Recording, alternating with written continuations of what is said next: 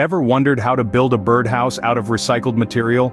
Today we delve into the fascinating world of DIY birdhouses, a project that saves you money, sparks your creativity, and contributes to our planet's well-being. Building a birdhouse from recycled materials is not only fun and economical, but also a great way to help save the environment.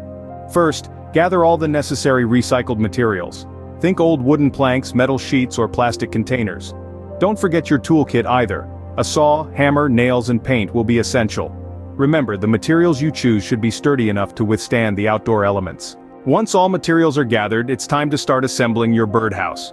Begin by cutting the materials to the right size. Then, connect the pieces together using nails or screws. Finally, apply paint or any decorative touches. Make sure to create an entry hole that's big enough for birds to enter but small enough to keep predators out. With the birdhouse assembled, it's time to add the final touches. Consider adding a charming perch or painting in bright hues to attract our feathered friends.